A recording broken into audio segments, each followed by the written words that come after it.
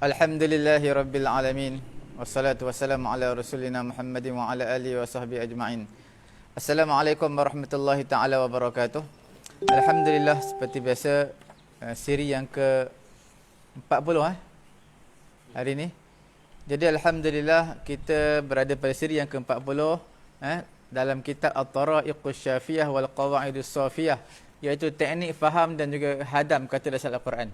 Siapa yang tak dapatkan buku ni lagi, boleh dapatkan buku ni. Admin akan masukkan nombor, boleh call. Ada orang tanya buku ni orang baru belajar sesuai ke tak sesuai? Memang sangat sesuai, sebab dia telah disusun rapi, telah disusun dengan mudah untuk orang awam. Jadi mereka tak perlu susah, tak perlu pening kepala, sebab telah disusun mudah dan ikut bahagian masing-masing. Semua mudah. Untuk orang yang baru nak belajar mudah, orang yang dah belajar lagi mudah. Cuma ini adalah khusus untuk Al-Quran sahaja, bukan bahasa Arab secara umumnya, bahasa Arab Al-Quran sahaja. Alhamdulillah, seperti mana pembahagian kita ada 3 bahagian. Bahagian yang pertama adalah bahagian Ustaz Anggah kita, Qamus Al-Quran. Bahagian yang kedua diambil oleh Ustaz Agung, iaitu Qawaid Al-Mukhtarah, iaitu kaedah-kaedah terpilih daripada Al-Quran, kaedah-kaedah Nahwu Saraf lah. Dan juga saya akan mengambil bahagian perkataan seerti dan perkataan yang hampir sama bahasa Melayu dengan bahasa Arab. Tanpa melengahkan masa, kita baca doa dulu, panjatkan doa kepada Allah Subhanahu Wa Taala. Bismillahirrahmanirrahim. Alhamdulillahi Rabbil Alamin. Wassalatu wassalamu ala rasulina Muhammadin wa ala alihi wa sahbihi ajma'in.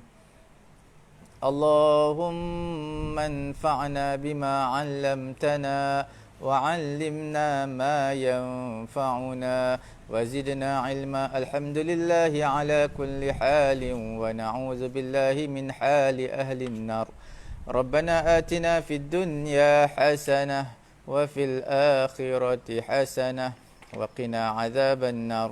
وصلى الله على سيدنا محمد وعلى آله وصحبه أجمعين والحمد لله رب العالمين. Alhamdulillah, kita terus pergi kepada bahagian yang pertama, iaitu Qamus Al-Quran. Dipersilakan Ustaz. Bismillahirrahmanirrahim. Alhamdulillahirabbil alamin, wassalatu wassalamu ala asyrafil anbiya'i wal mursalin wa ala alihi wa ashabihi ajma'in. Asyhadu an la ilaha illallah wa asyhadu anna Muhammadan 'abduhu wa rasuluh alladzi la nabiyya ba'da amma ba'du. Qala rabbi shrah li sadri wa yassir li amri wahlul 'uqdatam min lisani yafqahu qawli. Subhanaka la ilma lana illa ma'allamtana innaka antal alimul hakim. Baik tuan puan, seperti biasa saya mengambil bagian kamus kata dasar Al-Quran, yang mana pada pagi hari ini kita sudah masuk pada pertemuan yang ke-40, 40, siri ke-40. Jadi insya-Allah pada pagi hari ini kita teruskan dari ayat-ayat sebelumnya sebelum kita masuk pada surah Yasin. Jadi tuan-puan, bagi tuan-puan yang mempunyai buku, boleh buka pada muka surat ke 167. Jadi tuan-puan, bagi yang mempunyai buku, boleh buka pada muka surat ke 167. Kita mulakan dengan huruf Qaf, Ra dan Alif, Qaf, Ra dan Hamzah maksud saya. Qaf, Ra dan Hamzah, ada 3 huruf. Ini dia. Jadi kata-kata yang digunakan adalah qara'a, yaqra'u. Ini adalah fi'il. Qara'a, yaqra'u ini adalah maknanya membaca. Ini dah biasa juga dah biasa juga kita dengar. Walaupun ini tak menjadi bahasa Melayu, tetapi insya-Allah kata ini sudah banyak kita tahu maknanya. Qara'a, yaqra'u bermakna membaca. Lepas tu di bawah ada fi'il tambahan 1 huruf, ada tambahan hamzah di depan. Bermakna ini ikut wazan 4 huruf. Af'ala, aqra'a, af'ala mudhari'nya yuf'ilu. Ya, aqra'a yuqri'u. Nah, ini dia. Jadi ditambahkan satu huruf di depan ikut wazan af'ala. Apa makna aqra'a? Menjadikan boleh membaca. Menjadikan boleh membaca. Lepas tu ada kata-kata Al-Quran. Ini kata-kata Al-Quran. Kata Al-Quran ini banyak dah menjadi bahasa kita. Al-Quran ini tanpa kita cari makna pun dah tahu karena Al-Quran ya maknanya Al-Quran. Lepas tu ada kata-kata Quru'un. Quru'un bermakna suci daripada haid. Dalam Al-Quran banyak akan kita jumpai dan wahyu yang pertama turun pun dengan menggunakan kata-kata ni. Dalam surah Al-Alaq ya, ayat ke-1 dan ayat ke-3 dia menggunakan kata-kata dengan huruf qa, ra dan alif. Dan hamzah maksud saya. Qa, ra, hamzah. Iqra bismi rabbikal ladzi khalaq. Iqra itu tuan-puan dia adalah fiil amar dia. Kalau fiil madinya qara'a, mudhari'nya yaqra'u, maka amar perintah dia adalah iqra. Itu dia. Iqra bismi rabbikal ladzi khalaq. Khalaqal insana min 'alaq. Iqra wa rabbukal akram. Itu dia tuan-puan. Salah satu ayat yang menggunakan huruf qaf, ra dan hamzah. Jadi kata-kata dengan huruf qa, ra dan hamzah ini memang banyak akan kita jumpai, apalagi dia menggunakan kata-kata Al-Quran. Kalau kata-kata Al-Quran ini insyaallah tuan-puan sudah tahu maknanya. Okey. Lepas tu turun ke bawah, ada huruf qa, ra dan ba. Ya, huruf qaf, ra dan ba. Huruf qaf, ra dan ba ini ada fiilnya qariba yaqrabu. Qariba yaqrabu bermakna madinya adalah fa'ila, bukan fa'ala, fa'ila. Yaf'alu, apa maknanya? Menghampiri. Lepas tu qarraba. Qarraba. Tadi qariba, sekarang ditambahkan syabdu di tengah. Kalau ditambah syabdu di tengah bukan menjadi qariba, tetap qarraba. Kenapa? Dia ikut wazan fa'ala. Ain dia berbaris fathah, berharakat fathah. Maka jadi dari qariba ditambahkan syabdu di tengah menjadi qarraba. Fa'ala. Kalau tuan-puan rujuk muka surat 14. Itu kaedah wazan di situ ada semua. Qarraba. Mudhari'nya apa? Fa'ala yufa'ilu. Qarraba yuqarribu. Itu dia. Itu tambahan satu huruf. Apa maknanya? Mendekatkan. Jadi memang rata-rata salah satu terjemahan kalau ditambahkan syabdu di tengah adalah ditambah me dan an di belakang dia. Misalnya karima, mulia. Karrama, memuliakan. Misalnya juga qariba, menghampiri, mendekatlah maksudnya, mendekat. Lepas tu tambah syabdu di tengah, qarraba, mendekatkan. Itu dia, ada yang didekatkan. Okey. Lepas tu tuan-puan ada kata-kata qurbanun. Ini dah biasa, dah menjadi bahasa Melayu kita. Qurban, hewan kurban. Ini dia. Qurbanun, pengorbanan untuk Allah. Lepas tu ada kata-kata qurbatun, jamaknya qurubatun. Mendekatkan diri. Lepas tu ada fi'il lagi, iqtaraba. Iqtaraba bermakna ikut wazan ifta'ala. Muka surat 14 lagi. Ya, ifta'ala bermakna tambahannya ada dua huruf. Ada tambah huruf alif, ada tambah huruf ta di tengah. Ikut wazannya ifta'ala. Mudhari'nya apa? Ifta'ala yafta'ilu. Kalau iqtaraba yaqtaribu. Itu tuan-puan. Lepas tu ada kata-kata qurba dengan makna maqrabatun. Bermakna pertalian kerabat, ya, qurba. Lepas tu ada kata-kata qaribun. Ini dia. Dalam Al-Quran, ini ada banyak ya, kita akan jumpai. Salah satunya pada surah Al-Baqarah. Surah Al-Baqarah itu pada selepas ayat kursi ya, selepas ayat kursi. Wa idza sa'alaka ibadi anni fa inni qarib. Wa idza sa'alaka ibadi anni, ketika sa'alaka ibadi, hambaku bertanya tentangku, fa inni qarib, sesungguhnya, katakan sesungguhnya aku dekat, sangat dekat. Jadi qarib, tuan-puan ini ikut dia sifat dia qaribun, dekat, ikut wazan fa'ilun. Itu. Banyak lagi tuan-puan di dalam surah awal surah Al-Anbiya Ustaz ya, iqtaraba linnas. Itu juga menggunakan kata-kata dengan menggunakan huruf qaf, ra dan ba. Jadi memang tuan-puan, sebenarnya kata-kata dengan huruf qaraba ini sebenarnya boleh ya, boleh kita hafaz. Kenapa? Karena huruf qa, ra dan ba ini sebenarnya sudah menjadi bahasa Melayu juga. Sahabat apa? Sahabat qarib. Sahabat dekat. Jadi misalnya dengan huruf qaraba ini sebenarnya kita sudah paham sebenarnya. Boleh kita memaknai dia. Tinggal kita menghafaz saja antara fiil isim dia. Okey. Baik tuan-puan, kita teruskan ya pada kata-kata seterusnya. Pada muka surat ke 170. 170. Jauh sangat Ustaz ya, karena memang yang kita senaraikan adalah kata-kata yang digunakan, yang selalu muncul di dalam Al-Quran, dikotkan dengan 3 ba dan 4 ba. Apa itu 3 ba dan 4 ba? 3 kotak warna dan 4 kotak warna. Ada di situ dikotkan. Sekarang ada huruf qa, qaf, dha dan ya.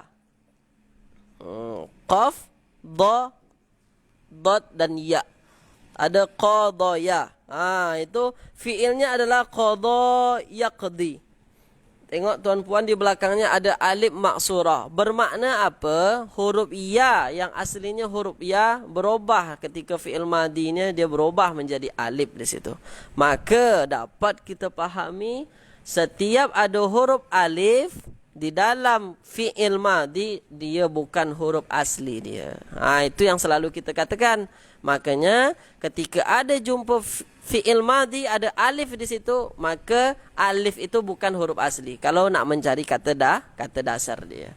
Kalau tak huruf ya, huruf waw. Sekarang case dia adalah huruf ya. Qada yaqdi.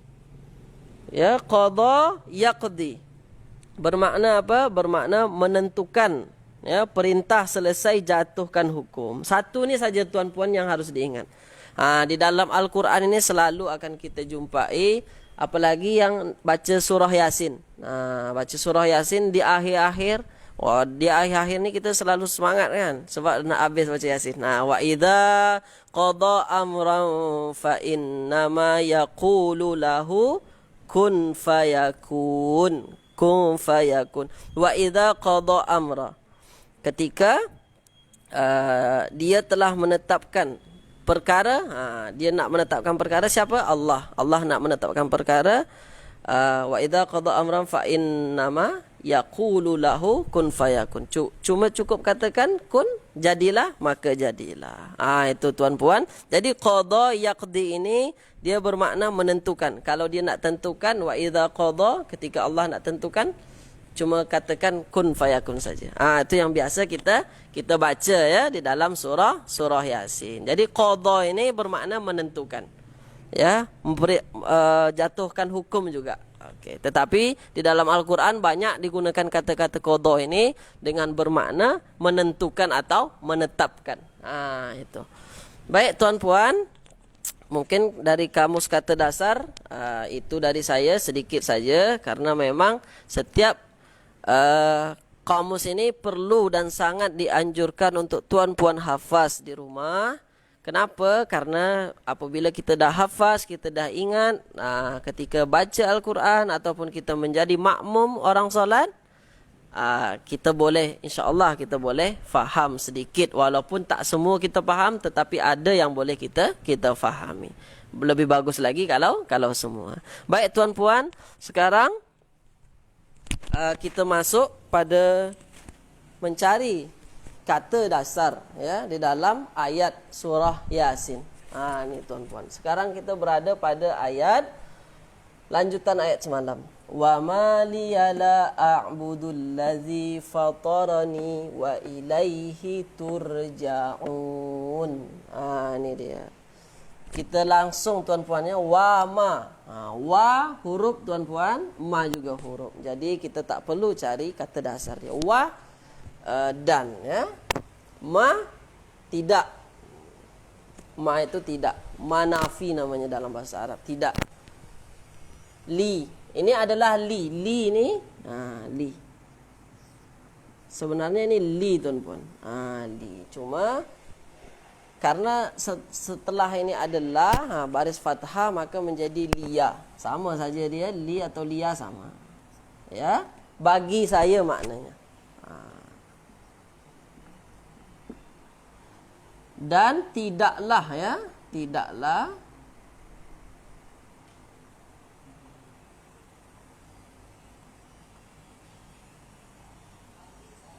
bagi saya, okey, dan tidaklah bagi saya la. La juga ada di sini. La adalah huruf ya tuan-puan, la.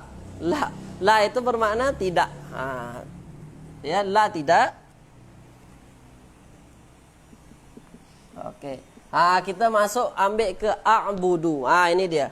Kata-katanya a'budu. Ini dah biasa dah sebenarnya kita dengar kata a'budu. Iyyaka na'budu wa iyyaka nasta'in. Ini dia a'budu. Apa sebenarnya a'budu ini? Ini dia. Boleh tuan-puan kita tengok kepada surah Al-Fatihah ya. Iyyaka na'budu. Baik. Na'budu. Ini a'budu. Apa bezanya? Ini dia menggunakan nun di depan, ini menggunakan hamzah. Bermakna huruf di depannya adalah huruf tambahan. Ini dalam kes apa? Ini dalam kes dalam bidang apa? Ini dalam fi'il mudhari' namanya tuan-puan. Jadi a'budu, na'budu adalah fi'il mudhari'. Kenapa? Apa yang membezakan antara na'budu dengan a'budu? Kalau na'budu, kami menyembah. Kalau a'budu, saya menyembah. Itu maksudnya saya. Ya, saya. Na'budu kami, a'budu saya. Dia diganti huruf mudhara'ah di depan itu. Huruf mudhara'ah ada 4 yang telah dijelaskan Ustaz Agung. Ada huruf hamzah, huruf ya, huruf ta, huruf nun. Ini dia. Jadi bermakna tuan-puan, hamzah di depan ini adalah huruf tambahan dia. Kalau tuan-puan nak cari kata dasar 3 huruf, kita tinggalkan huruf ain ya. Ada huruf ain, huruf ba dan huruf dal. Kita cari dalam kamus kata dasar Al-Quran. Boleh tuan-puan yang mempunyai buku boleh tengok di muka surat ke 147. Nih 147. Ain ba dal. Ini dia. Abada ya'budu. Jadi tuan-puan, setiap kata di dalam kamus ini dimulai dengan ya ya. Kalau mudhari'nya dia menggunakan ya. Tinggal ganti je. Ya diganti dengan a. Kita punya a'budu, ini ya'budu, sama saja. Apa maknanya? Menyembah, beribadat, menyembah dan beribadat. Okey. Kalau ya'budu dia menyembah, a'budu saya menyembah. A'budu. Na'budu kami menyembah. Okey. Bermakna a'budu saya sembah. Allazi isim mausul, itu bukan kata yang mempunyai kata dasar. Tuan-puan selalu dengar ini. Ya ayyuhallazina amanu kutiba alaikumusiyam, misalnya dalam surah Al-Baqarah. Ya ayyuhalladzi. Ini juga jumpa allazi. Jadi allazi ini dia dinamakan isim mausul dalam bahasa Arab. Tak apa kalau tuan-puan tak tahu pun namanya, tak apa. Janji allazi ini dia bukan kata yang mempunyai kata dasar, ya. Kalau diterjemahkan, orang menerjemahkan kebanyakan yang menerjemahkan allazi ini adalah bermakna yang saja. Yang apa? Nanti yang dikutkan dengan yang. Allazi ini untuk menyambungkan, isim mausul ni untuk menyambungkan, ya. Dan tidaklah bagi saya la a'budu, untuk tidak menyembah, dan tidak ada, maksudnya apa? Wa ma liya la a'budu ini tidak ada alasan kita untuk tidak menyembah. Wa ma liya la a'budu, tidak ada alasan bagi saya la a'budu, saya tidak menyembah, untuk saya tidak menyembah. Siapa yang disembah? Yang fatarani. Fatarani. Kata-katanya fatara ditambah ni. Ni dia. Fatara ditambah ni. Ni ni apa? Ni ni nanti dia bermakna saya, ya. Ni ini bermakna saya. Okey. Jadi tuan-puan, kita cari fatara. Kita buka terus kamus kata dasar fatara. Ni. Boleh tuan-puan buka. Sekarang kita tengok huruf fa. Ya, fatara. Fatara ada pada muka surat. Tengok ke 163. 163 fatara, ya. Apa makna fatara? Mula-mula mencipta. Mula-mula mencipta. Fatara, ya. Lepas tu disambungkan dengan ni. Mula-mula mencipta ini tuan-puan boleh kita terjemahkan dengan mencipta, yang mencipta. Kalau Allah itu mencipta, ya. Kalau mencipta, ya, yang mula-mula, yang dulu-dulu mencipta. Ya, fatara mencipta.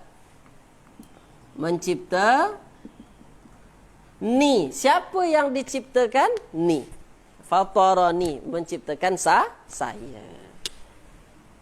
Ustaz, yang kami tahu saya tu di belakang dalam fi'il lah. Kalau tu, misalnya qara'tu. Dalam yang Ustaz Agung Ustaz Agung jelaskan, qara'tu misalnya saya telah menulis.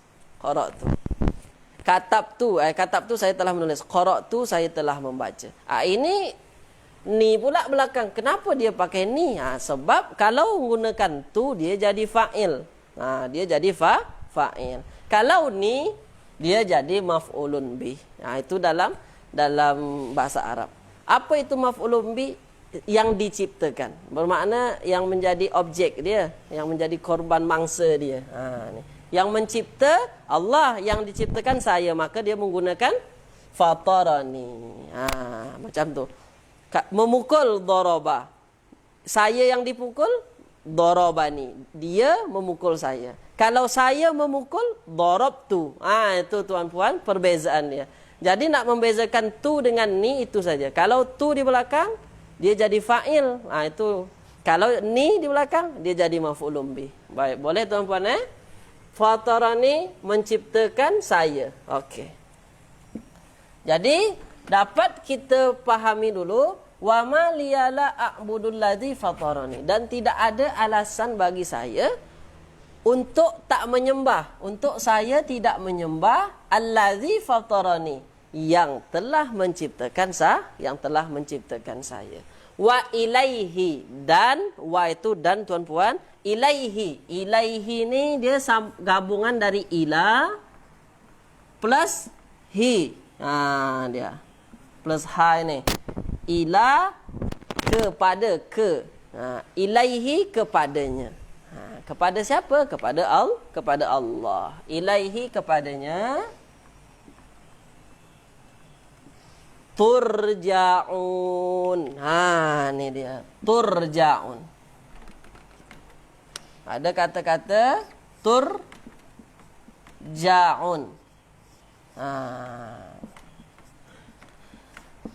Okey tuan-puan, kalau tuan-puan nak mencari kata dasar dia, kalau ada waw dan nun di belakang, kita ketepikan. Karena memang dia adalah huruf tambahan. Turja'un, tuflihun, yu'minun, yukadzibun. Ada waw nun belakang itu ketepikan saja kalau nak mencari kata dasar. Karena dia adalah huruf tambahan. Ya tuan-puan, dia nanti menjadi pembeza pelaku dia banyak ke atau tak. Okey. Turja'un bermakna tinggal huruf ta, huruf ra, huruf jim dan huruf ain. Turja'. Turja'u. Ini dia. Turja'u. Ada huruf ta di depan, ada huruf ra, ada huruf jim, ada huruf ain. Okey, kira-kira ini sigat fi'il apa kira-kira? Ada huruf ta di depan. Kalau ada huruf ta, huruf ya, huruf hamzah, dia 4 huruf. Ini 4 huruf kan tuan-tuan? 4 huruf. Ada huruf ta di depan, ada huruf hamzah, ada huruf ya, ada huruf nun. Itu adalah ikut sigat wazan fi'il mudhari. Turja'u, dia adalah fi'il mudhari. Kita tengok fi'il mudhari'nya, kalau huruf ta ini adalah huruf tambahan, maka tinggal huruf ra, huruf jim, huruf ain. Kita tengok pada huruf ra, boleh tuan-puan buka ya pada muka surat ke 110. Okey. 110. Okey. Ini dia 110 ini huruf ra, huruf jim, huruf ain. Ini dia. Raja'a yarji'u. Ya, raja'a yarji'u. Kembali. Ya, balik kembali.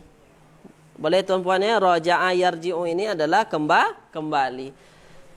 Ustaz, fi'il mudhari'nya yarji'u, kenapa boleh menjadi turja'u? Ini dia. Yarji'u. Yarji'u. Okey. Bermakna ain dia, jim dia, huruf jim dia adalah baris kasrah, sementara di sini jim dia adalah baris fathah. Berarti bukan itu, ya memang bukan itu sebenarnya, ya. Yarji'u, turja'u. Ya ini kita ganti dengan ta, bermakna dia anta ya. Nanti anta. Tarji'u. Dia kembali, yarji'u. Kamu kembali, tarji'u. Macam mana dia boleh menjadi turja'u? Boleh tuan-puan buka muka surat ke-33. Okey, tuan-puan buka muka surat ke-33. Ini. Jadi ini saya dah ambil Ustaz punya Ustaz Agung jadinya. Ini dia. Muka surat 33 tuan-puan. Ada dia majhul membina kata kerja pasif. Ini dia. Dah ada dah di sini katanya rupanya. Dari yarji'un menjadi turja'un. Bermakna apa? Turja'u ini dia adalah fi'il mabni majhul. Itu dia. Kalau dalam fi'il mabni majhul dia ada berubah sedikit. Wazannya adalah yuf'alu. Yuf'alu. Kalau untuk mudhari. Yuf'alu. Sekarang kita sesuaikan dengan wazan. Yuf'alu. Ini dia. Yuf'alu. Ya ini diganti dengan ta, tak ada masalah, ya. Yuf'alu tarji'u. Apa yang kita harus ubah? Ini dia, ain fi'il dia. Huruf jim di sini. Di sini baris kasroh kan? Di sini baris fathah. Maka kita jadikan dia baris fathah. Lepas tu huruf mudhara'ah di depan daripada fathah dia menjadi dhammah di sini. Yuf'alu. Maka dari tarji'u berubah menjadi turja'u. Ini dia. Turja'u. Boleh tuan-puan Maka kalau fasib, kalau aktif dia kembali, bermakna kembali. Kalau turja'u bermakna dikembalikan, kamu dikembalikan. Lepas tu ada tambahan waw dan nun di belakangnya. Ya? Bermakna yang kembali itu banyak. Waw dan nun belakang itu bermakna yang kembali itu banyak. Kamu semua itu maknanya. Kamu semua dikembalikan. Ini dikembalikan. Yang dikembalikan siapa? Kamu semua. Kamu semua dikembalikan. Baik tuan puan, kita pahami ayat ini. Wama liyala a'budul ladzi. Tidak ada alasan bagi saya untuk tidak menyembah. Siapa? Allazi fatarani, yang menciptakan saya, wa ilaihi, dan kepadanya turja'un, kamu semua dikembalikan. Nah, ini dia. Jadi ini adalah lanjutan dari ayat yang semalam. Nah, ayat semalam dia menyuruh Habib An-Najjar itu, Habib An-Najjar, seorang pemuda yang datang dari ujung banda itu, dia menyuruh ittabi'u man la yas'alukum ajra. Ikutlah mereka ni yang tidak meminta imbalan kepada kamu, tak meminta upah. Wahum muhtadun, dan mereka orang-orang yang mendapat petunjuk. Lepas tu ini dia, wa ma liyala a'budul ladzi fatarani. Tidak ada alasan bagi saya untuk tidak menyembah yang menciptakan saya, wa ilaihi turja'un, dan kepadanya kamu semua akan dikembalikan. Nah, itu tuan-puan, apa yang boleh saya bagi pada pagi hari ini. Terima kasih. Bagi tuan-puan yang ada pertanyaan ataupun ada yang salah saya sampaikan, mohon tinggalkan di ruang komen. Boleh kita discuss selepas ini. InsyaAllah kita akan teruskan esok hari ayat lanjutan dari ayat ini. Boleh tuan-puan juga buka terus baca surah Yasin. Boleh tuan-puan buat dulu di rumah. Nanti besok senang saja lagi. Kalau saya jelaskan, boleh tuan-puan sesuaikan apakah sudah betul yang tuan-puan cari dengan yang saya cari, insyaAllah. Baik tuan-puan, itu dari saya. Bagi tuan-puan yang belum mempunyai buku ini, kami sangat anjurkan untuk memiliki buku ini. Kenapa? InsyaAllah bermanfaat bagi tuan-puan yang nak belajar memahami bahasa Al-Quran. InsyaAllah buku ini sangat mudah dipahami dan kita belajar sama-sama. Terima kasih tuan-puan. Saya kembalikan ke moderator. Assalamualaikum warahmatullahi wabarakatuh.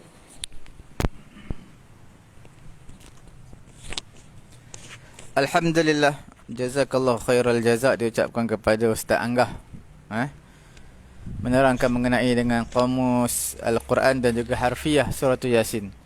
Jadi tanpa melengahkan masa, kita terus kepada pembahagian yang kedua, iaitu qawaid al-mukhtarah, kaedah terpilih yang akan disampaikan oleh Ustaz Agong, insya-Allah. Falyatafaddal.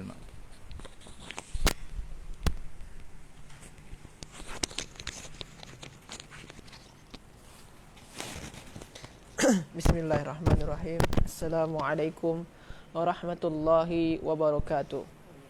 Alhamdulillah wassalatu wassalamu ala Rasulillah la nabiyya ba'da, amma ba'. Rabbi shrah li sadri wa yassir li amri wahlul 'uqdatam min lisani yafqahu qawli. Alhamdulillah, tuan-tuan dan puan-puan semua yang belajar dan berminat dengan bahasa Arab, kita sudah sampai pada kaedah terpilih 19. Pada hari ini kita masuk kaedah terpilih 19, iaitu pada muka surat 55. Jadi ini esok kaedah terpilih nombor 20.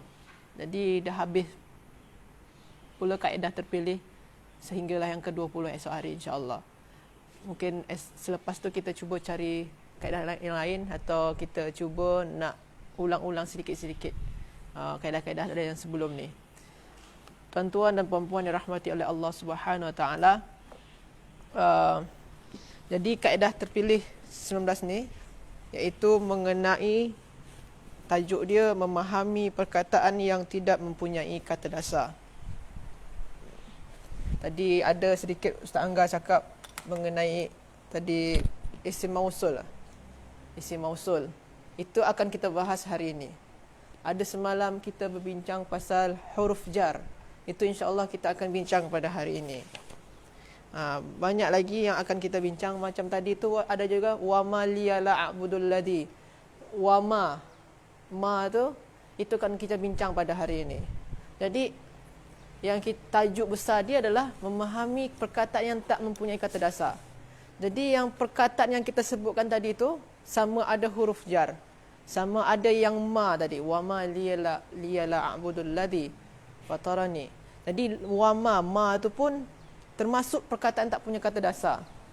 Ataupun perkataan yang isim mausul tadi, alladzi pun tak juga mempunyai kata dasar. Jadi dalam bahasa Arab tu ada dua jenis perkataan. Ada perkataan yang mempunyai kata dasar, ada perkataan yang tak punya kata dasar. Jadi yang kita bincang dari kaedah terpilih 1 hinggalah ke 18 itu masih berkenaan dengan perkataan yang mempunyai kata dasar. Jadi Dia tanya kalau tak ada basic lagi macam mana? macam mana? Kalau tak ada basic lagi macam mana?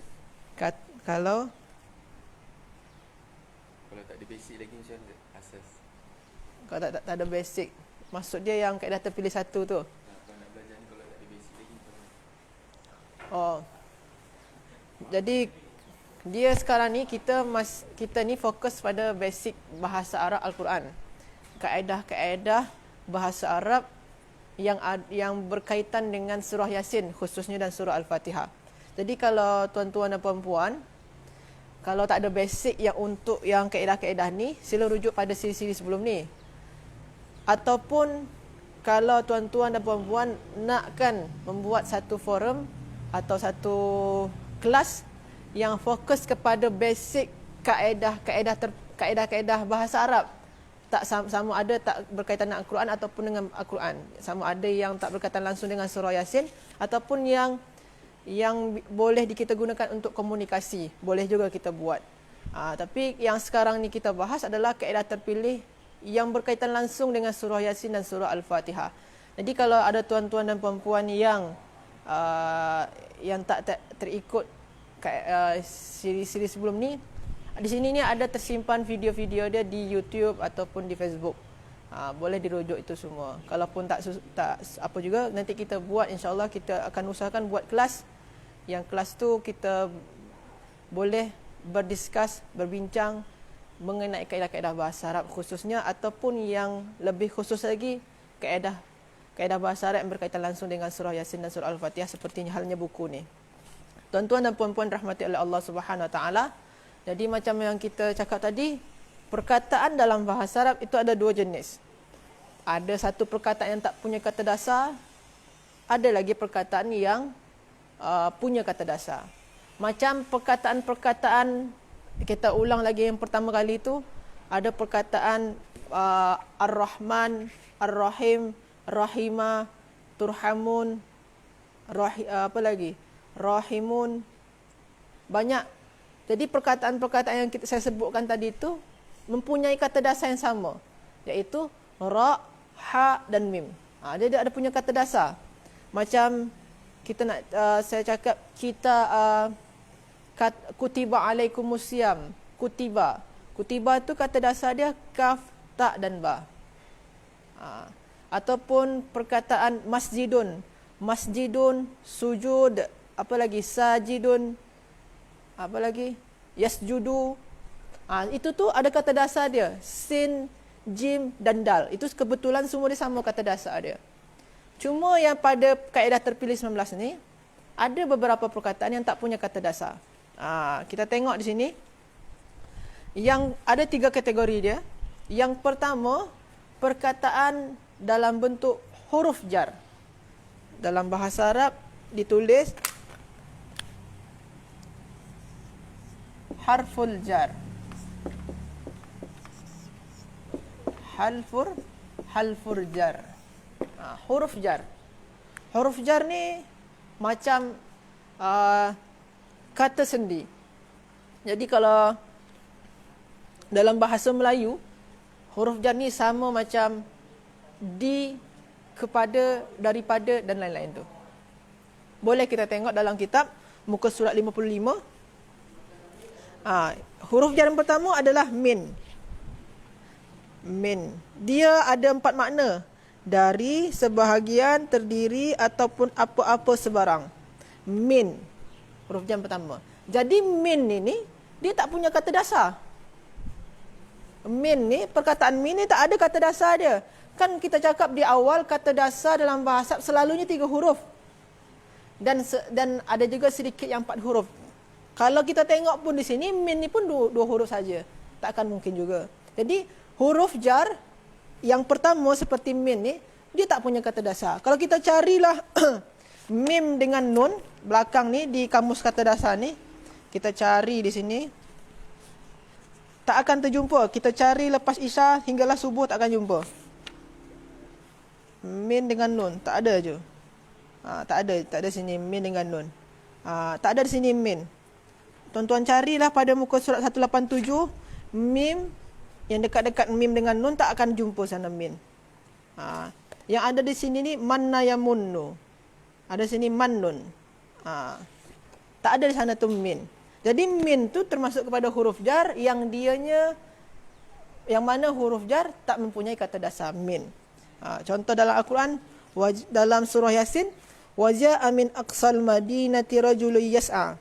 Ini dan telah datang dari atau daripada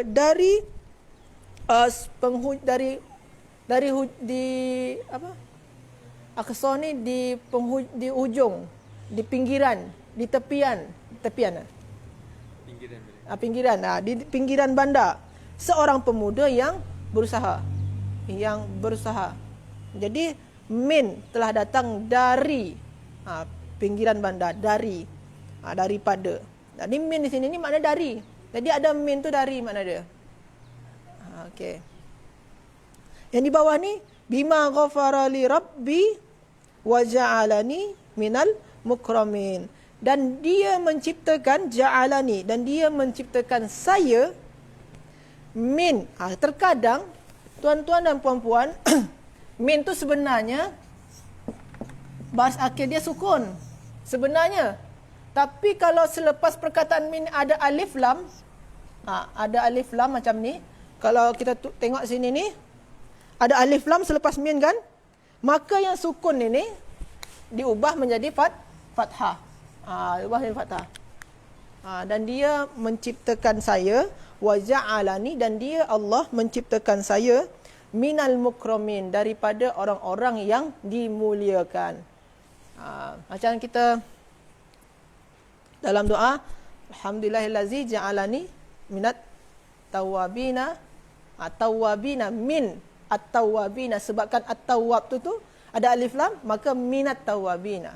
Pakai sukun di min tu dibuat jadi fathah. Okay. Ada lagi terdiri, wa ja'alna fiha jannatin min nakhilin wa a'nabin, dan kami ciptakan padanya, di dalamnya tu, jannatin, surga-surga, min nakhilin, terdiri daripada nakhilin, kurma, wa a'nabin, dan anggur. Min. Jadi sini ni terdiri dari makna dia, terdiri daripada. Jadi dia makna dia tu tak setakat makna dari atau daripada, ada juga makna dia sebahagian, ada juga makna dia terdiri daripada. Okey. Ma ya'tihim min rasulin illa kanu bihi yastahzi'un. Apa-apa atau sebarang-sebarang. Apa-apa yang telah datang, ma ya'tihim, dan apa saja yang datang kepada mereka dari sebahagian rasul, dari sebarang rasul mana pun datang kepada mereka, illa kanu bihi yastahzi'un. Mereka tu hanya saja menghina rasul saja. Jadi mana-mana rasul pun datang kepada mereka, kerja mereka itu hanya menghina saja. Menghina rasul. Jadi min itu ada berbagai macam makna. Tapi makna am dia tu, makna yang paling am, makna umum dia adalah dari atau daripada. Okey. Ada juga selain dari min, huruf jar tu ada juga ala. Jadi ala ni tak ada kata dasar, tuan-tuan dan puan-puan. Tak ada kata dasar. Ala ni 3 huruf saja. Ada ain, lam dan ya. Itu apa dia? Kata dasar dia bukan. Jadi kalau huruf jar, dia tak ada kata dasar. Sama ada huruf jar tu 3 huruf pun sekalipun tak ada kata dasar dia. Jadi ala ni tak punya kata dasar. Makna dia ada ke atas. Wa ma anzalna ala qaumihi min ba'dihi min jundin. Wa ma anzalna. dan kami tidaklah menurunkan ala qaumihi, ke atas kaumnya, ke atas kaumnya. Yang di bawah ni, wa ma alaina illal balagul mubin, dan kami tak punya beban atau kewajiban kecuali al balagul mubin, penyampaian yang nyata, itu menyampaikan sesuatu yang telah nyata. Okey. Yang di bawah ni, walau nasya'u lamasakhnahum ala makanatihim. Dan jikalau kami nak, lamasakhnahum, masakha, maka kami hilangkan ala makanatihim, sekalipun makanah kedudukan mereka. Boleh untuk kita tengok makna dia di belakang. Kalau kita nak tahu makna dia, kita tengok di kamus ni, di belakang ni ada. Jadi semua yang di kamus ni itu di sini menukar bentuk fizikal, menukar. Walau nasya, dan jikalau kami nak, lamasakhnahum, maka pastinya kami akan menukar atau merubah bentuk mereka. Okey. Ada juga kata huruf jar tu seperti ila. Qalu rabbuna ya'lamu inna ilaikum lamursalun. Mereka berkata, Rabbuna ya'lamu, Tuhan kami tahu. Ya'lamu, ya'lam, alima, tahu. Inna ilaikum lamursalun, sesungguhnya kami kepada kamu tu adalah sebagai utusan. Illa rahmatan minna wa mata'an ilahin, kecuali rahmat daripada kami dan juga mata' ni kenikmatan, ilahin, sehinggalah waktu yang telah ditentukan. Okey. Ada ila, ada bi, ada li, ada fi, ada an, ada kaf. Banyak dia, makna dia ada di sebelah ni. Fabashshirhu bimaghfiratin wa ajrin karim. Maka kabarilah, basyara yubashshiru, tu makna dia, kalau tuan-tuan cari, boleh dicari sini. Makna dia menyampaikan kabar gembira. Dan kabarilah dia dengan keampunan dan pahala yang besar atau yang mulia. Banyak lagi. Banyak di sini ada li. Ini wa ayatul lahumul lailu, dan malam adalah tanda bagi mereka. Lam. La ni pun untuk mana dia. Ada fi. Wa kullu syai'in ahsainahu fi imamin mubin. Fi, pada. Wa kullun fi falaki yasbahun, di dalam, dan segalanya fi falaki yasbahun, di dalam falak, dalam yasbahun, menyembah, bertasbih. Menjauhi, an ni menjauhi, ka seumpama. Ini kalau tak silap saya bincang, wal qamara qaddarnahu manazila hatta ka'ada kal urjunil qadim. Ka, seperti,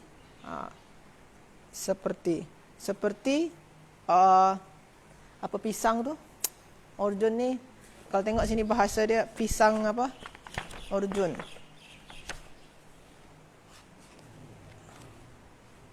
Ain, okey, ain ra,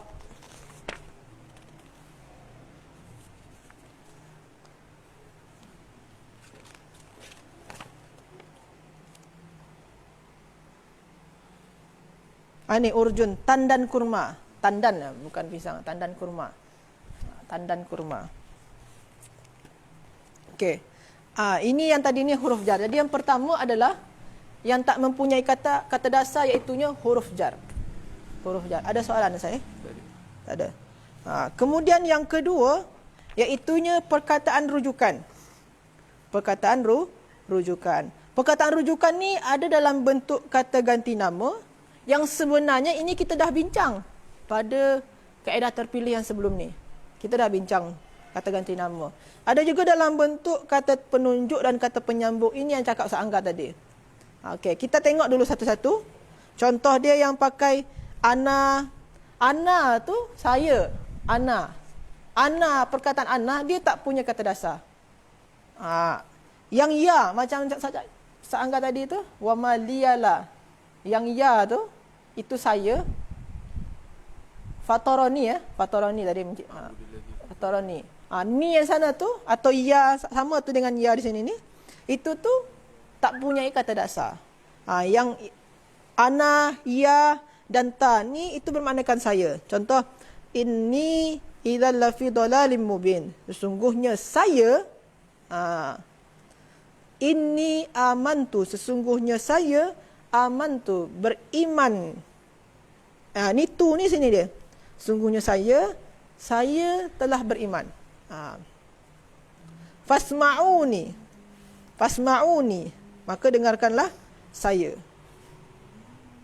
Qaumi, qala ya laita qaumi. Qaumi makna dia kaum saya, kaumku. Yang ana, ya dan ta ni dan semua kata ganti nama dia tak punya kata dasar. Atau juga nahnu, na. Inna, nahnu, sesungguhnya kami, nuhyi, menghidupkan. Ataupun anta, ka dan ta. Innaka, sesungguhnya kamu, itu pun juga tak punya kata dasar. Banyak lagi, ada antum, ada huwa, ada hiya, ada hum dan huma. Ini sebenarnya kita dah bincang pada kaedah yang sebelum ni. Boleh dirujuk kembali. Okey. Kita cuma sekarang nak mengklasifikasikan, nak memisah-misahkan mana jenis-jenis perkataan yang tak mempunyai kata dasar. Kemudian ada al-mausul wal isyarah. Ini pun juga tak punya kata dasar. Tadi dah ada cakap sedikit nanti alladhi. Alladhi itu al-mausul, isim mausul. Isim kata nama yang menyambungkan. Al-mausul. Contoh dia alladhi dengan allati, yang. Subhanalladzi, Maha suci yang telah menciptakan. Yang, makna dia, yang telah menciptakan. Yang telah menciptakan berpasang-pasangan. Hadhihi jahannamul lati, inilah neraka Jahannam yang kuntum tu'adun, yang telah dijanjikan kepada kalian. Allati, yang. Sini ni hadha, hadhihi. Ini nama dia isim isyarah. Isyarah menunjuk-nunjukkan. Ini itu. Hadhihi, hadha. Hadha ma wa'ada ar-Rahman wa sadaqal mursalin. Inilah apa-apa yang telah dijanjikan oleh Ar-Rahman Allah, wa sadaqal mursalun, dan maha benarlah rasul-rasul, dan benarlah yang dikatakan rasul-rasul. Hadhihi jahannamul lati, sama tadi di atas. Hadhihi itu pun dia isim isyarah yang dia tak punya kata dasar. Ada dzalika takdirul azizil alim. Itulah takdir, ketetapan dari Al-Aziz, atau ni nama Allah yang maha perkasa lagi maha mengetahui. Dzalikal kitabul la raiba fihi. Itu ada juga dalam surah Al-Baqarah. Maknanya itu. Jadi kata sambung atau kata yang menyambungkan atau makna penyambung, sini alladzi dengan allati, yang, ataupun isim isyarah ataupun kata penunjuk seperti dia hadza, hadhihi, dzalika, itu semua tak punya kata dasar. Jadi jangan tuan-tuan dan puan-puan cari dalam kamus kata dasar di belakang ni. Tak akan terjumpa di sini. Sebabkan dalam kamus kata dasar ni adalah perkataan yang mempunyai kata dasar. Jadi perkataan yang tak punya kata dasar ni tak akan tersenaraikan di sini. Jadi kalau tuan-tuan terjumpa perkataan tak punya kata dasar, rujuk pada kaedah terpilih nombor 19. Okey. Nombor 3, itu perkataan yang punya pelbagai fungsi. Dia ada banyak makna dan banyak fungsi. Contoh dia ma. Ma ni boleh makna dia jadi apa yang. Hadza ma wa'ada ar-Rahman. Inilah apa yang dijanjikan oleh Ar-Rahman. Apa yang makna dia.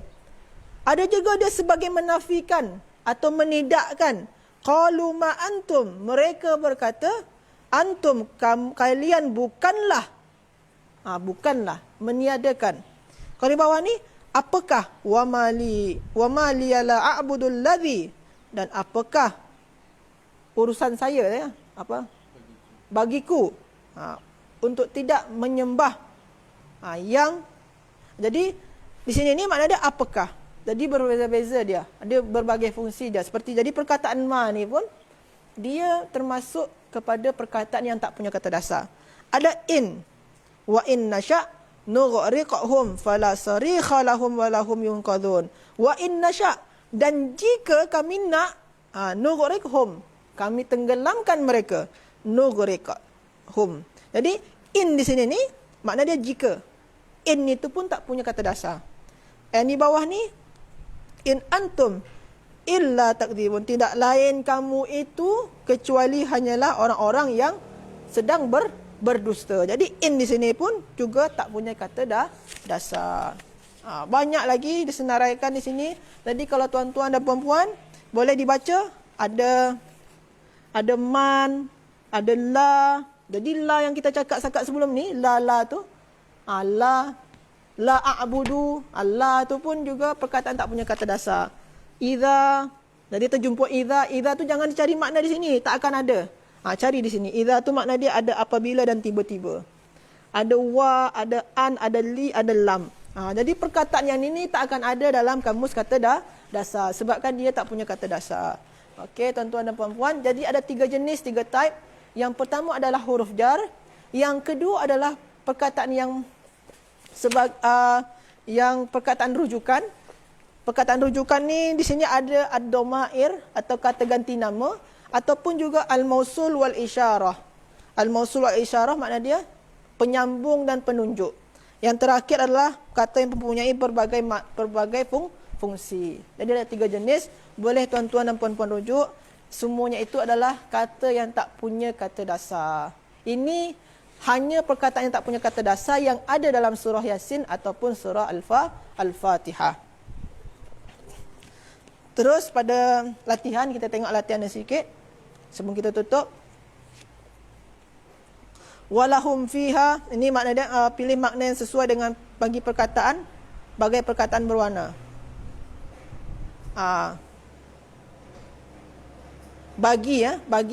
Bagi perkataan, bukan bagai bagi perkataan bermakna.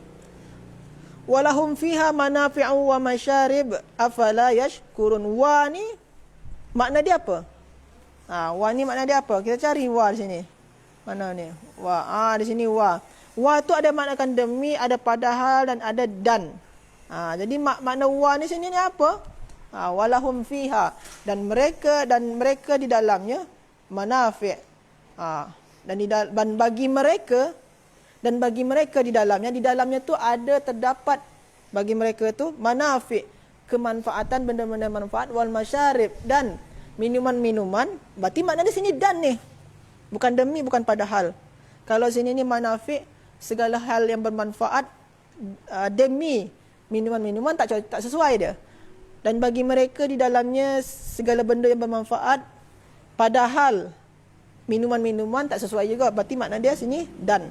Sini kita boleh nak bagi makna ni merujuk juga pada Al-Quran boleh. Merujuk pada terjemahan Al-Quran boleh.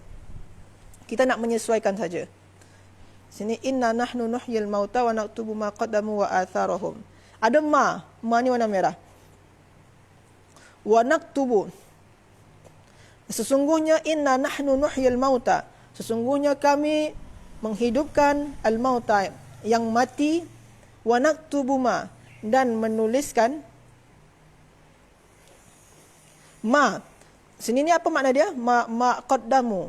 Apakah, apa yang, atau apa-apa. Di sini ni yang sesuai adalah apa-apa. Apa-apa.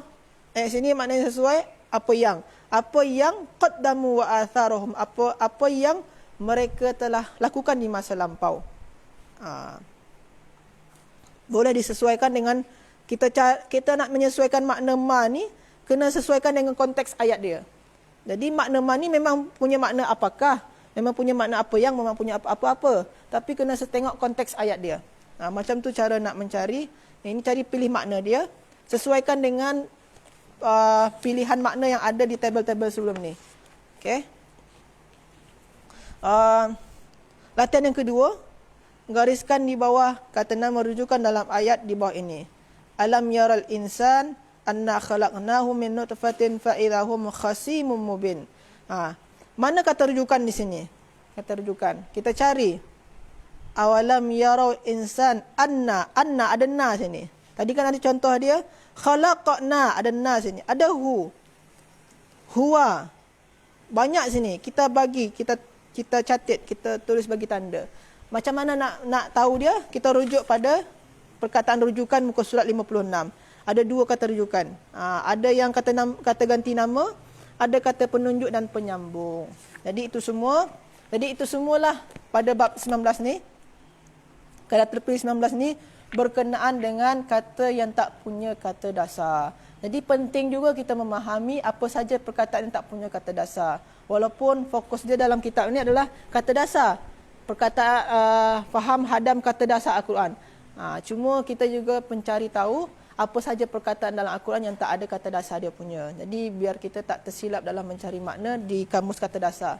Jadi perkataan yang kita senaraikan di muka yang di kaedah terpilih 19 ni tak akan terjumpa dalam kamus kata dasar. Itu saja terlebih dahulu. Ada soalan? Jadi semoga saja tuan-tuan dan puan-puan boleh memahami apa yang kita bincangkan dan kita kongsikan pada hari ini. Mohon maaf atas segala kesilapan saya. Saya kembalikan kepada Ustaz Farid. Assalamualaikum warahmatullahi wabarakatuh. Wallahu a'lam.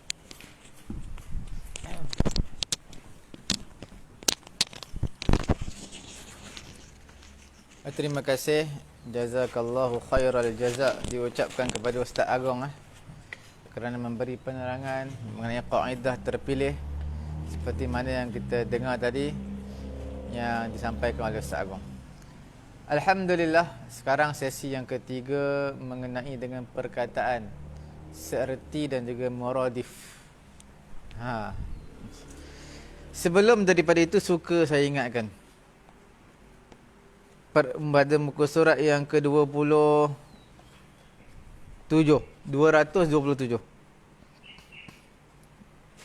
Semalam tak habis lagi Kita habiskan page 227.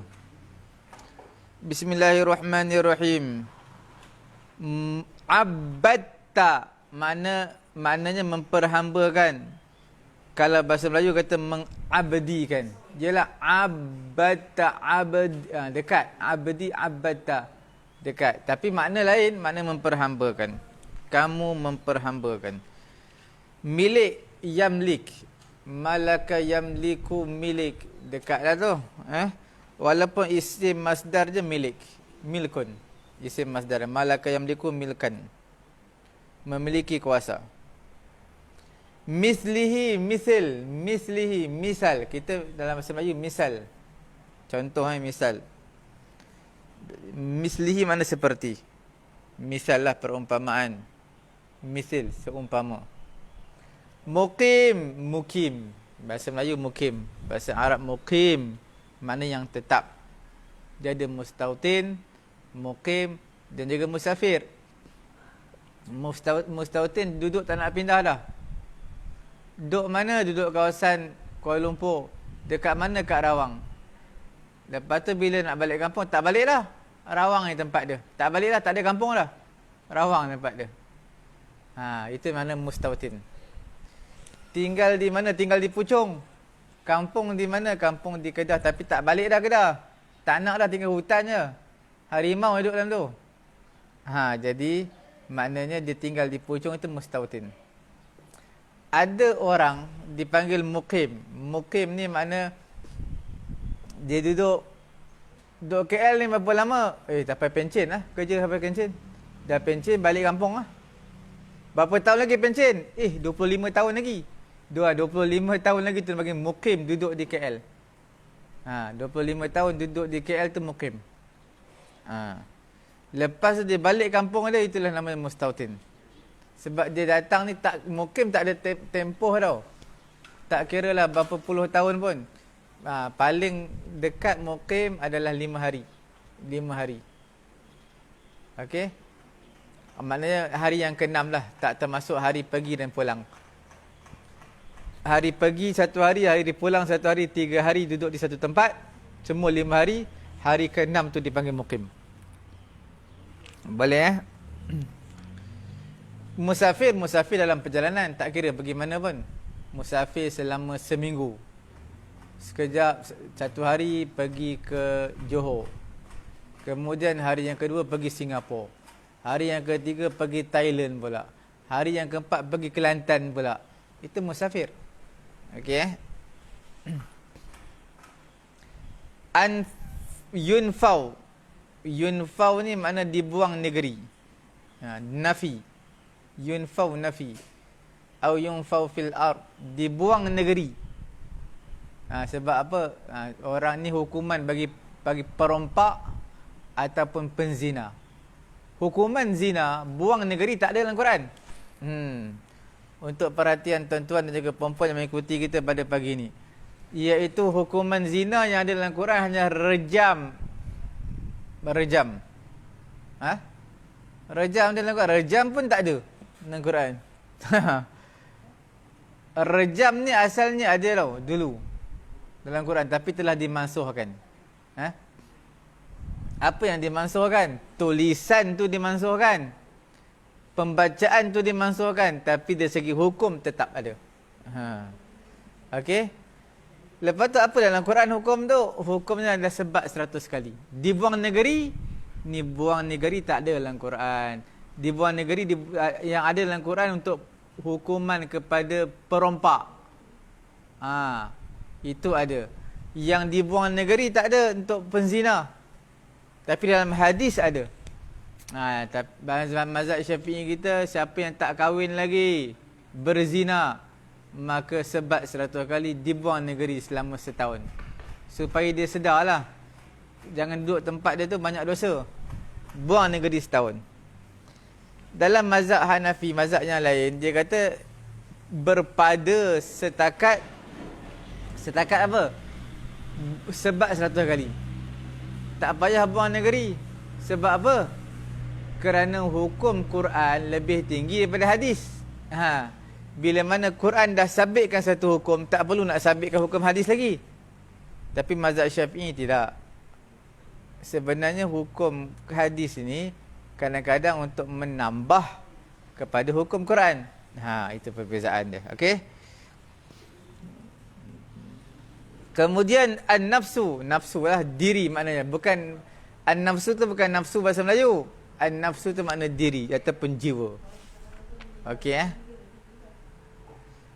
Tanaffasa yatanaffasu tanaffusan. Tanaffasa yatanaffasu tanaffusan mutanaffasan. Okey, tanaffasa ni makna nafas. Dalam bahasa Melayu, tanafasa makna bernafas. Nasibun, nasib. Dalam bahasa Melayu kita nasib. Dalam bahasa Arab kita nasib. Tapi bukan makna nasib kan, makna bahagian. Nazak. Tengah nazak. Nazak ni makna dekat nak mati. Kita panggil dalam bahasa Arab dia panggil ghamaratul maut. Ghamaratul maut ataupun sakaratul maut. Itu dipanggil apa? Tengah nazak. Sakaratul maut ataupun ghamaratul maut. Tetapi dalam bahasa Melayu nazak ini tak sama dengan bahasa Arab. Bahasa Arab yang saya sebutkan tadi sama ada ghamaratul maut ataupun sakaratul maut. Nazak ni dalam bahasa Arab, wa naza'na ma fi sudurihim min ghillin ikhwanan ala sururin mutaqabilin. Okey, wa naza'na ma fi sudurihim min ghillin dalam suratul Hijr juzuk yang ke-14, satu page. Maksudnya apa? Kami cabut, naza'na ma fi sudurihim min ghill, kami cabutkan dalam hati mereka. Maknanya tak ada langsung dalam hati mereka apa sifat ghil, khianat, dengki dan sebagainya. Okey.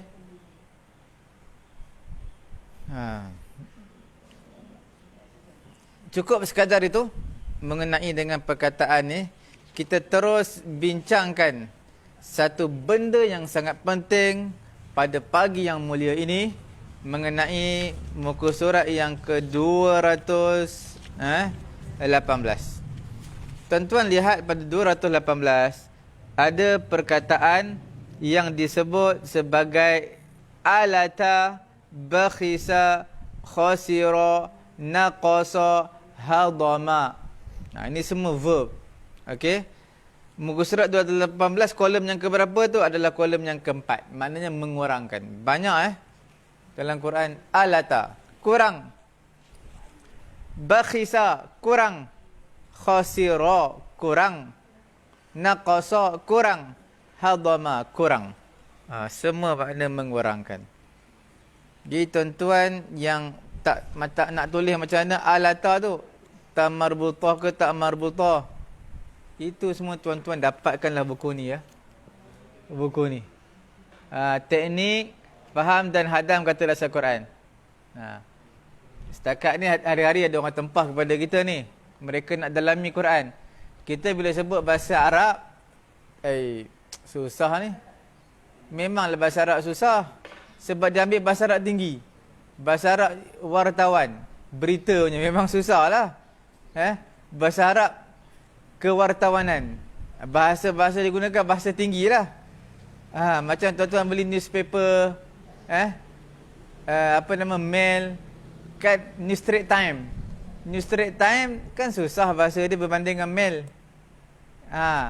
Jadi itu memanglah bahasa yang standard, bahasa yang tinggi. Jadi kalau tuan-tuan nak belajar bahasa Arab kewartawanan tak sesuai lah. Melainkan orang yang bidang bahasa Arab.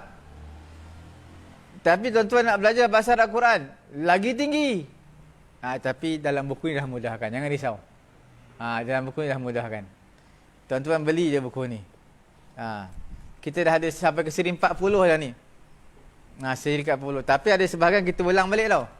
Ulang balik sebab kita ni siri dah ke 40. Suruh ulang balik siri ke 15 tak ingat dah. Siri ke 20 tak ingat dah. Itu sebahagian kita ulang. Sebab tu buku ni penting. Sebab bahasa Quran ni bahasa yang susah. Tetapi sebab apa susah? Sebab kita tak tahu kata dasar Quran. Macam mana kita nak tahu kata dasar Quran? Root word. Buku ni sebut. Kamus Al-Quran. Okey. Itu saya suka sebutkan mengenai dengan tuan-tuan nak faham Quran adalah kita punya pengajian adalah pengajian bahasa Arab Al-Quran.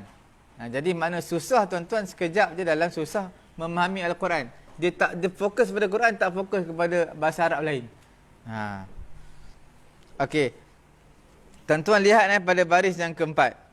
Saya nak ceritakan mengenai dengan kita panggil apa nama? Kita panggil mengurangkan. Sebenarnya tuan-tuan yang dimuliakan oleh Allah Subhanahu Wa Taala, bila sebut perkataan kurang ni makna zalim lah. Kita kurangkan. Kita kurangkan hak orang, zalim. Okey. Jadi di sini saya nak bagi tahu kepada tuan-tuan dan juga puan-puan yang dirahmati Allah Subhanahu Wa Taala, yang pertama perkataan az-zulm. Ni memang zalim lah.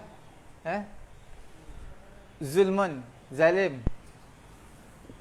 Satu lagi perkataan al-jur. Jurun. Zalim juga. Cumanya dia adalah perbezaan dia. Okey. Bila sebut tentang zalim ni, dia satu benda mengambil hak orang, kemudaratan, mengambil hak orang, tak boleh gantilah. Tak boleh ganti secara kebiasaannya. Sebab zalim ni dia kira kaut habis. Dia tak ada kurang-kurang lah, dia kaut habis. Itu dipanggil zalim. Okey.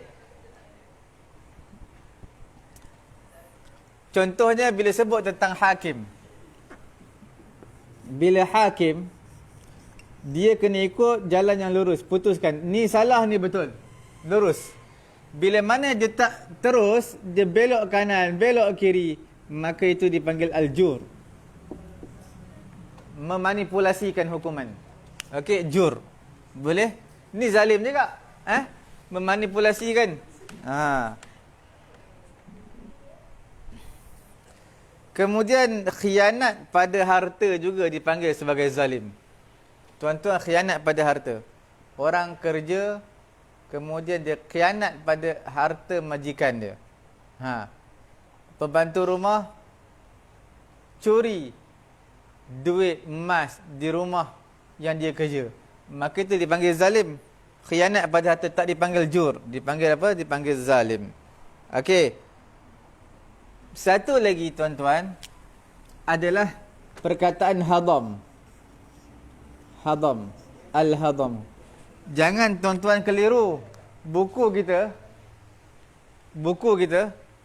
yang warna hijau ni, nama dia hadam juga, tapi tak sama dengan hadam ni. Okey. Tuan-tuan nampak tak? Teknik faham dan hadam. Hadam ni makna lain tau. Hadam bahasa Melayu. Hadam sampai lunyai. Makna kita konyah tekan sampai lunyai. Hadam betul-betul sampai ingat. Ini hadam. Tak sama bahasa Melayu. Tuan-tuan kena faham. Jangan keliru dengan bahasa Melayu. Okey. Bila sebut hadam, maksudnya apa? Hadam ni maksudnya mengurangkan harta. Mengurangkan harta apa? Ambil harta orang lah. Tapi dia tak ambil semua. Dia pun baik. Tak ambil semua. Zalim ni dia ambil semua. Hadam tak ambil semua. Ambil sebahagian je. Contoh, kalau kita timbang. Nak santan berapa kilo? 1 kilo je. Kita ukur-ukur 900 gram. Tak sampai 1 kilo. 980 gram. Ada 20 gram lagi. 10 gram sikit je. Tak ada nilai. 20 gram tu hak dia. Itu sikit. Kita ambil bahagian santan 20 gram tu. Timbang tak tepat. Kalau zolim ni, dia beli santan, kita rampas habis santan dia. Ragut santan dia. Itu baru dia panggil sebagai zalim. Okey Jadi bolehlah kita katakan apa? Setiap hadam adalah zalim. Tapi bukan setiap zalim adalah hadam. Maksud boleh faham Setiap hadam, setiap mengurangkan harta seseorang itu adalah zalim. Betul? Tetapi bukan setiap zalim itu adalah hadam. Sebab zalim ni mesti semua harta. Dia tak boleh sikit-sikit. Kalau dia curi, kalau dia kalau dia curi, rompak, curi, zalim. Kita tak panggil dia curi, oh ni ada RM500 ni, ambil 400 cukup lah, 100 lagi biar tuan rumah. Tak ada, dia kaut semua. Itu dipanggil zalim. Boleh Kita nak bincangkan dua ayat yang sangat penting mengenai zalim dan juga hadam ni. Tuan-tuan yang dirahmati Allah Subhanahu wa taala, satu dalam surah Taha. Ayat ke berapa ni? Surah Taha ni tuan-tuan buka juzuk yang ke-16. Helaian yang ke-9 lai. Buka 1 lai, 2 lai, 3 lai sampai 9 lai. Ayat belah-belah bawah tu. Juzuk yang ke-16. Satu lagi dalam surah apa? Dipanggil suratul jin. Bukan Jim Samsudin Jin. Nama surah tu suratul jin. Juzuk yang ke-29. 5 lai plus 1 page. 5 lai plus 1 page. Ayat bawah sekali. Okey. Dalam surah Taha ni, kalau tuan-tuan cari 9 lai tak jumpa-jumpa, carilah ayat 112. Tuan-tuan akan jumpa. Okey. Apa ayat dia?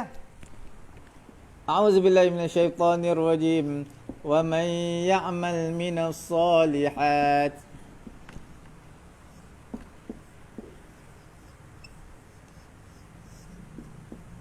Wa man ya'mal minas solihati wa huwa mu'min.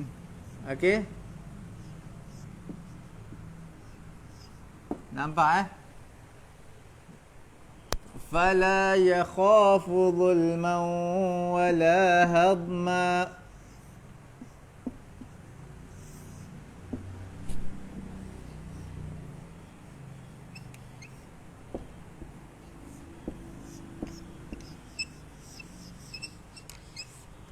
Tuan-tuan nampak dah, awak pun tak apa nak ada lah.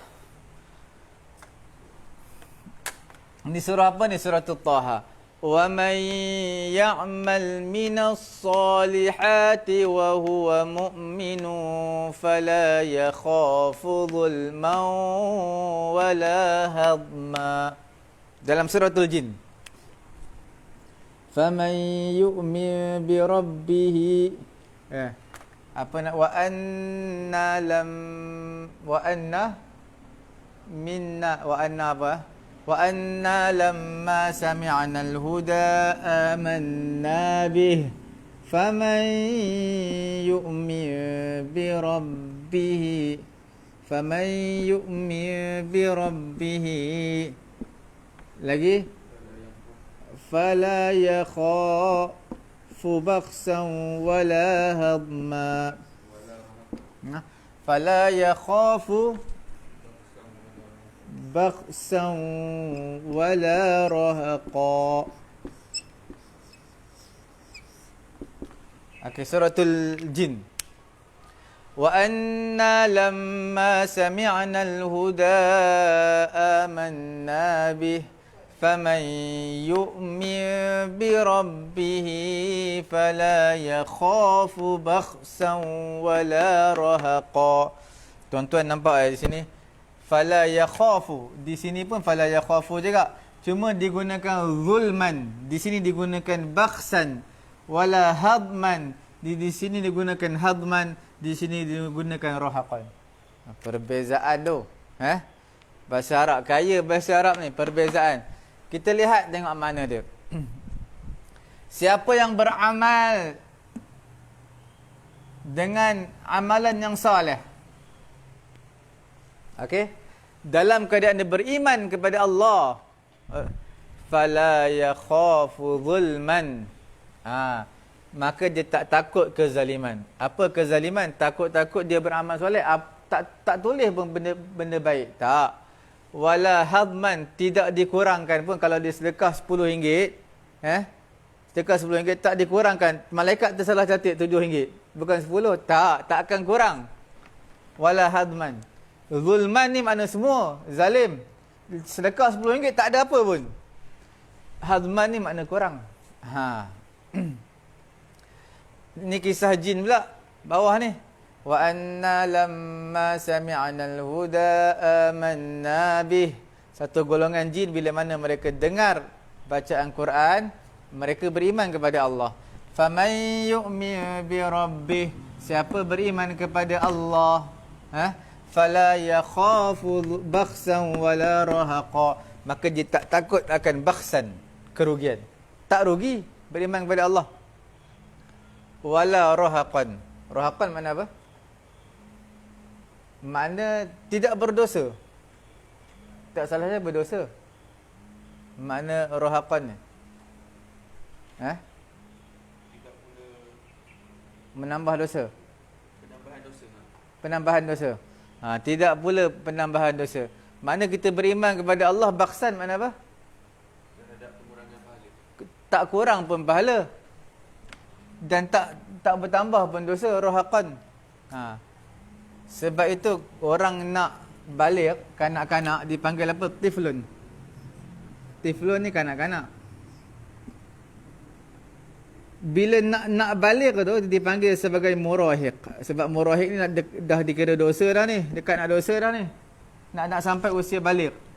Dah sampai balik, balik, bila balik dipanggil apa? Dipanggil mukallaf. Murahiq ni dekat sangat dah. Dekat sangat dah. Murahiq. Kanak-kanak yang hampir balik dah, dekat sangat dah. Tanda dah ada dah. Boleh Okey, sekarang ni untuk pengetahuan tuan-tuan dan juga puan-puan yang dirahmati Allah Subhanahu wa taala, perkataan zalim ni dia umum dia umum. Contohnya apa?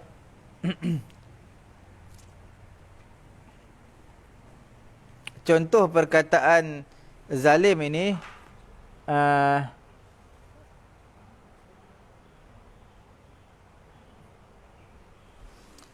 contoh memberi hukuman bukan pada tempat dia.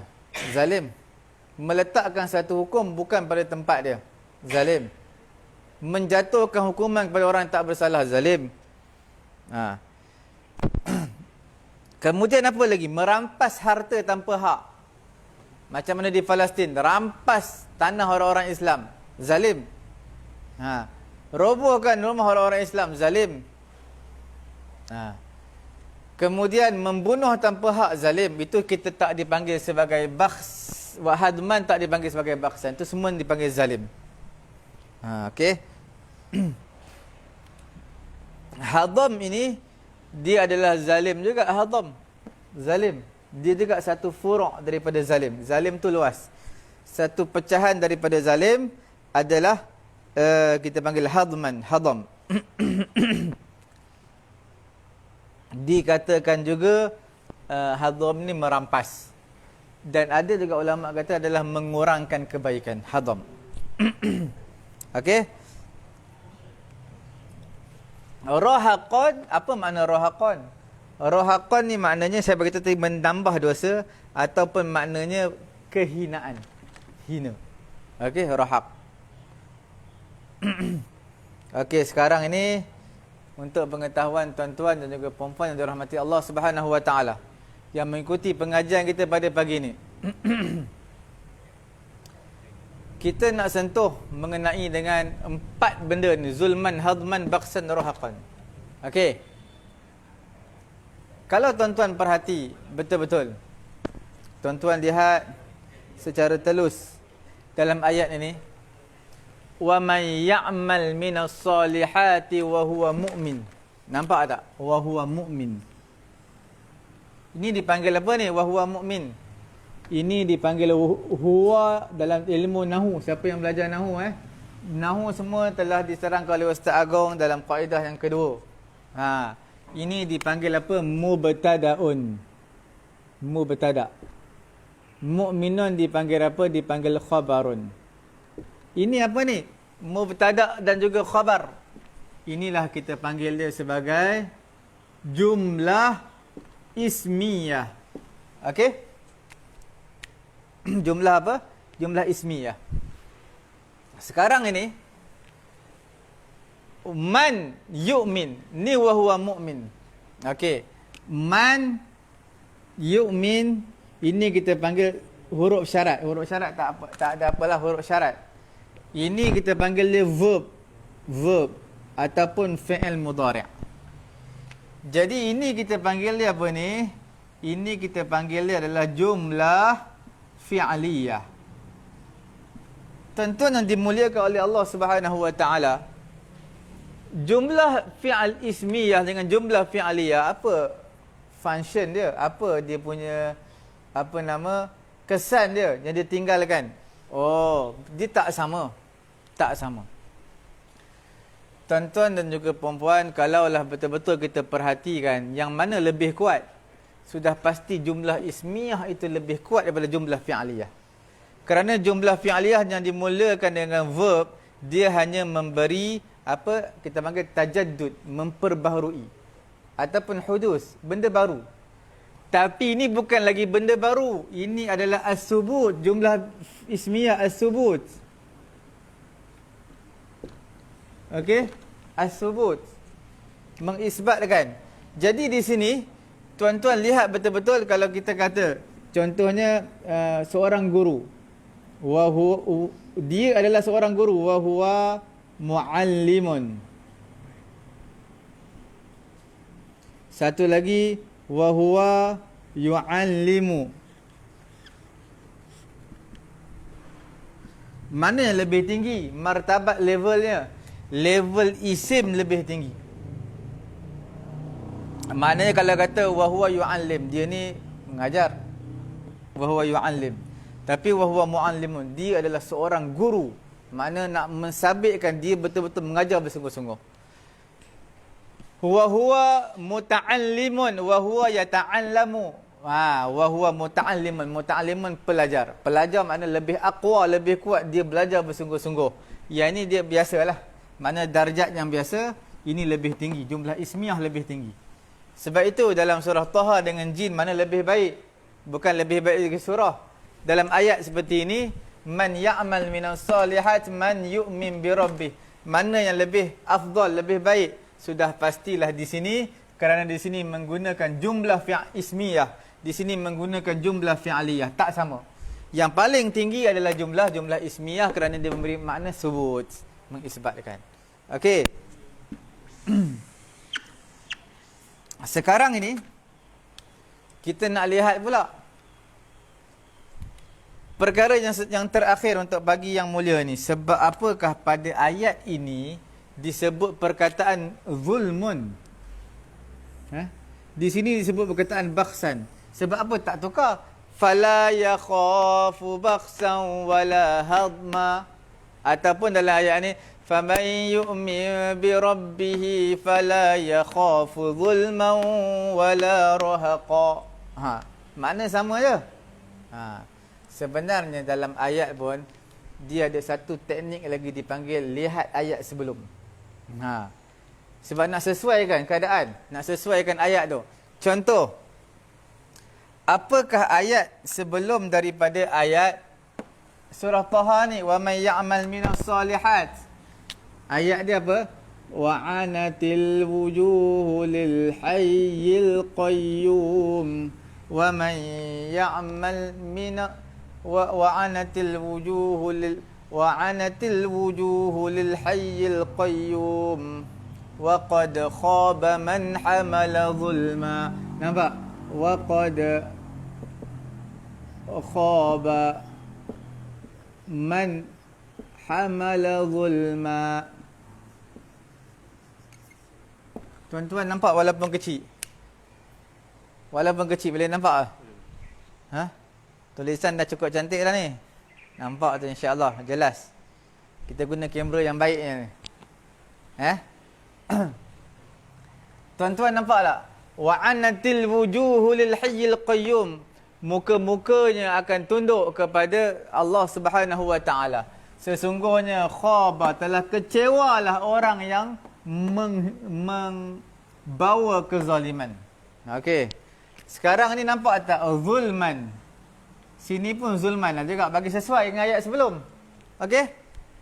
Wa anatil wujuhu lil hayyil qayyum wa qad khaba man hamala zulma. Zulma ni zulma. Wa man ya'mal minas salihati wa huwa mu'minun fala yakhafu zulman wala hadma. Okey. Kemudian kita lihat lagi dalam ayat ini, sebab apakah tak diletakkan hadman? Hadman ni hadman, tak buat zalim, tak hadman. Tapi dalam ayat ni letak bakhsan rahaqan, tak letak hadman. Tuan-tuan, kalau kita baca dalam ayat suratul jin, buka, tuan-tuan buka terjemahan juzuk 29, 5 lay 1 muka surat. Okey, 5 lay plus 1 page. Tuan-tuan akan jumpa wa anna lamma sami'na al-huda amanna bih. Jin, satu golongan jin, apabila mereka mendengar Al-Quran ni, mereka beriman kepada Allah. Faman yu'min bi rabbih, siapa yang beriman kepada Allah, dia tak takut akan bakhsan wala rahaqan. Sebab apa tak diletakkan hadman? Macam mana tuan-tuan nak letakkan hadman? Hadman ni makna apa? Hadman ini adalah maksudnya mengurangkan pahala. Sedangkan dalam ayat ini, kalau tuan-tuan lihat, dia hanya sebut adalah yu'min. Tuan-tuan nampak dia sebut apa? Hanyalah perkataan yu'min. Yu'min ni makna beriman. Dia tak sebut pun perkataan ya'mal. Ya'mal beramal. Bila mana kita sebut perkataan ya'mal, seseorang beramal, dia pasti sesuai dengan hadman, tak akan kurang pahala amalan dia. Tapi kalau sebut setakat beriman sahaja, tak ada sebut amalan. Bila tak sebut amalan, takkan nak letak hadman, nak mengurangkan pahala, tak sesuai. Dia beriman, nak kurangkan apa? Amalan tak ada, tak sebut amal. Boleh Jadi di sini antara surah jin dengan Taha, surah Taha ni lebih afdal. Sebab dia bukan man ya'mal. Yang pertama dia beramal. Yang kedua dia mensabitkan jumlah ismiyah lebih kuat daripada jumlah fi'aliyah. Barulah sesuai. Kalau kita perhatikan hebatnya ayat Allah, setiap kalimah tu ada kaitan dengan ayat sebelum dan juga ada kaitan antara satu sama lain. Boleh Jadi sebab itulah saya beritahu kepada tuan-tuan dan juga perempuan, di sini beriman tak ada amalan. Tak sebut amal. Di sini sebut ya'mal, kuatkan lagi dengan jumlah ismiyah. Kemudian sesuai letak zulman hadman. Saya rasa cukup sekadar itu. Untuk perkataan seerti, tuan-tuan rujuk balik dalam buku ni, kolom yang ketiga, muka surat berapa tadi? 217 ke 18, tuan-tuan tengok balik. Yang tak dapatkan buku ni lagi, boleh dapatkan dengan segera, insya-Allah. Buku ni amat bernilai untuk orang yang hendak, ingin, mahu mendalami ilmu Al-Quranul Karim. Okey. Kemudian pesanan terakhir saya sebelum kita tutup majlis pada pagi yang mulia ini, jangan lupa kita bukan nak ilmu kita seorang aja, semua kita nak sebarkan, sebar luaskan ke serata alam, seantero dunia. Jadi saya mengharapkan tuan-tuan dan juga puan-puan tekan butang share yang ada sebahagian handset di sebelah kiri bawah, tekankan supaya ramai lagi mendapat manfaat daripada ayat-ayat Allah Subhanahu wa taala. Jadi saya mewakili sebagai moderator pada pagi yang mulia ini, saya minta maaf dan menyusun 10 jarilah kalau ada apa-apa kesalahan terkasar bahasa bagi pihak saya dan juga bagi pihak asatizah yang lain. Mudah-mudahan Allah Ta'ala memberi kekuatan untuk kita amal dan juga memberi kefahaman untuk kita memahami hukum-hukum Allah, ayat-ayat Allah Subhanahu wa taala. Subhanallahumma wa bihamdihi, subhanakallahumma wa bihamdika, asyhadu an la ilaha illa anta astaghfiruka wa atubu ilaik.